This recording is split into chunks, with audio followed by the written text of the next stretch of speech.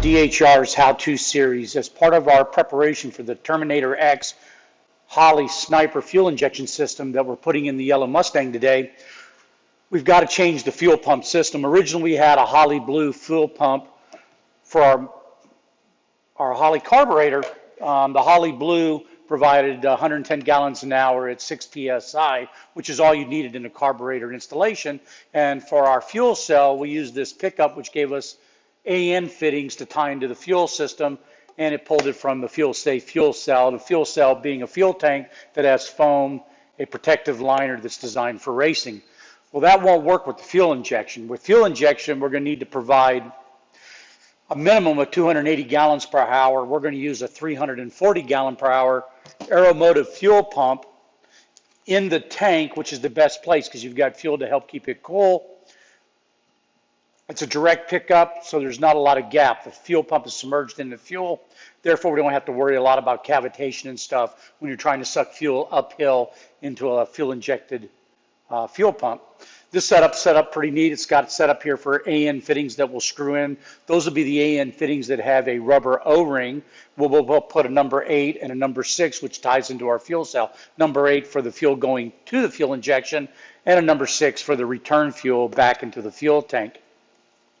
This setup has the aeromotive fuel pump here, the sock that'll help get rid of a lot of debris in the system before it has a chance to get to the fuel filter and then eventually to the injectors at the Holley Terminator X. Pretty simple installation. We've got a plus and a minus here. It's pretty simple. Ground to the chassis, 12-volt source coming in. All these connections are nice and readily set up. And then all we really had to do is measure to determine that the depth of our fuel tank here at 9 inches equaled the depth of the system here dropping in, which puts the sock right at the 9-inch point, which means that we've got about a 1/4 inch to a 1/2 inch gap between the very bottom of the fuel cell and the fuel pump in the sock. And as long as the sock is wet, it will suck fuel in, so we'll get every last drop. The other thing that FuelSafe does for us in their fuel cell is they put an area in the bottom here that collects fuel. There's 2 trap doors. As you go around the turns and the fuel sloshes back and forth, goes through those trap doors and is trapped inside this particular area of the fuel cell, which will be right down here. Fuel system installation, one of the other things we like to do is cut an access plate so that you can get to the fuel cell where your fuel pump is installed. So if you need to pull the fuel pump, change it, do any work on the fuel cell, you don't have to drop the whole fuel tank to get into it. The other thing we did when we had the original carburetor set up, we went ahead and ran all of our lines. Here is our return line for the fuel. Here is our pickup line for the fuel. We'll be removing this fuel filter and removing this fuel pump, the Summit fuel pump, which was really designed for carburetor use. It only delivers 6 to 8 psi, which is what typically used for a carburetor. Well, now we'll be looking for 58 psi for the fuel injection system. So we're fortunate that we already have the wires run. We'll be able to just remove these wires and run that now down to the new electric fuel pump from Aeromotive. All right, so we're back to working on the fuel cell, getting ready to put in the Terminator X by Holley fuel injection system in the yellow Mustang race car, the Wounded Warrior car. One of the things we want to change out is when you use the parts from the original factory fuel tank, they had this very small rollover valve vent. They're not moving a lot of fuel in a street car. Therefore, the suction that develops inside the tank isn't near like what you're going to get on the race car with a high volume fuel pump. So we want to change that out. And what we'll change it out to is what Speedway sells, was this purple rollover valve. It's got a number 8 AN fitting on it, so we can run our AN line to vent to atmosphere. It's got this ball and check valve inside of it that if the car rolls over, turns upside down, it'll stop the flow of fuel onto the ground and potentially a fire hazard. When in the upright position, allows plenty of air to escape so that the fuel tank is vented properly to allow fuel to get out. That'll install right into this plate.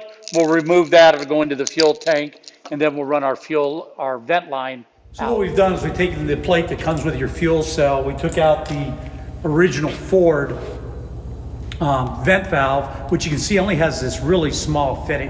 And what we're changing that for is this fitting, which gives you quite a bit of difference in how much air. Plus it's a lot safer. This can break pretty easy, it's cheap plastic. It was good in a street car, but not for the race car. So what we've done, we used the original rubber, we cut it in half to make a rubber bushing. We took the two parts apart, screwed them together and tightened them up. And now we'll just put this into the fuel cell facing up and secure it. And now we've got the pickup here both for our vent tube, our feed, which is a number 10 to the carburetor, a number 6 for the return on the air-motive fuel pump. We're ready really now to install the fuel cell and then put in the plumbing and start the install on the Terminator X by Holly.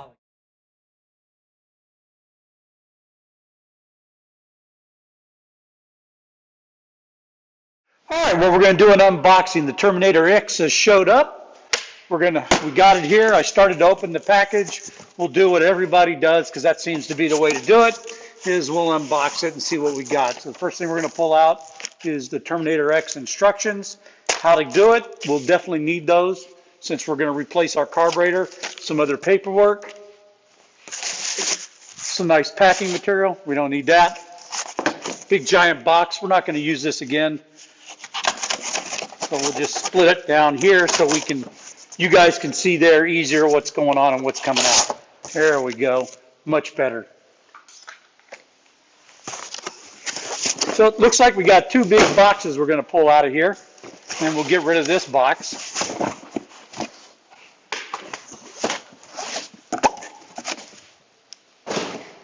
Another box, we'll just have to pick it up again in a minute anyway. So what do we got? Two big giant boxes, nice big white, standard Harley,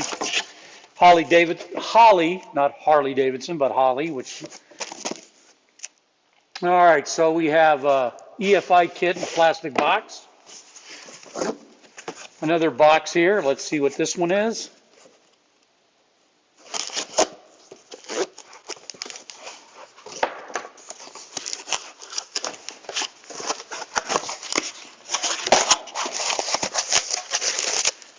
This looks like it might be the CPU. It is. So there's our Terminator X CPU. We'll look for a good place to mount this, probably inside the race car, and we'll talk about a good place to do that. We have a spot where we mount all the electronics in what used to be the passenger side floorboard, and we'll probably go somewhere around there so it's easy to get to.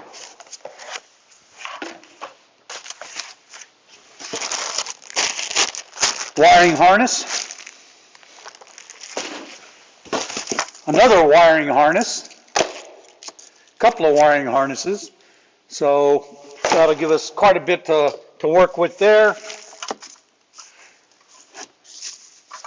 Oxygen sensor, the computer screen for the programming, a box of gasket and parts, looks like a water temperature sending unit, some adhesive and antennas, it looks like. So not too much in the box there, just the wiring harnesses and all the parts. We'll start figuring out how we're going to run all that wiring harness. Let's see what's in this one. And then we'll give you a little bit of video of the car, what we're replacing, and how we ended up with the Holly versus Vitec. And a few of the other companies out there, Motec. All right, this is a Terminator input-output harness. All right, this is another stripped-down wiring harness. And we'll figure out where all that goes. We'll keep that in the box too. And this should be our fuel injection unit. So let's see what we got here. And it is.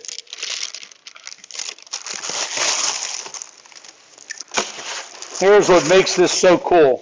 So it looks just like a Holly 4150. All right, so you can see here the Holly 4150 carburetor, which has been a great carburetor for us. The 4150, 750 has done really well. What we're hoping is that we'll be able to put this in. Everything will really match up, which it looks like it does. Our throttle linkage, everything should fit right on here. It's the same size, same dimensions. The fuel pickups look exactly the same for the fuel rails. This should be a really easy install as far as getting that done. Fortunately for us, because it is a race car, wiring harnesses and stuff, this car's had all the wiring harnesses stripped out of it except for what we use as a race car. So really, we've got over here, you can see that we have the solenoid, the lines feeding the carburetor now, and the fuel pressure regulator, and the return line that's capped off that will just plug back into this. So this should be a pretty straightforward install for us. The other thing that we'll be doing with it, of course, is setting up the alternator, or excuse me, setting up the distributor. We'll need to modify the MSD distributor with the phase cap, lock out the mechanical advance so that the Holley will have the ability to do that through the software. And we'll see how that goes. If we don't like it, we'll go back to the mechanical advance, which has worked really well in the past. So this is the car that we'll be installing it on. It's our 95 SN95 Mustang that we ran in American V8 Supercars, SCCA ITO. The car turns minute 34s, minute 35s at Road Atlanta.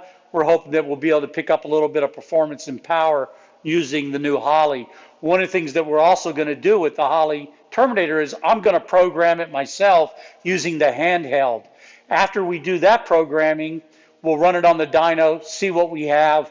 Then we're going to let our dyno shop, Technica Motorsports in Atlanta, reprogram it using the interface through the laptop, dynoing it, and see if there's any difference between what you get with the handheld device and then what you get letting a professional shop dyno and setting all the curves up. So we've got the 4150 pulled out of the car. Our original plan was to reuse the fuel rail setup that we had because it already matched the plumbing that we'd already done from the 4150. What we found out was they don't quite match. We took a look at the one on the Holley Terminator X that we just got. It's a little different size than what comes on your 4150, so they're really not interchangeable. We'll need to get a hold of Holley, look through the parts catalog, and decide what kind of fuel rail that we need, and hopefully we'll be able to go from this number 6 AN fitting to a single number 8 AN fitting that's already plumbed at our fuel pressure regulator.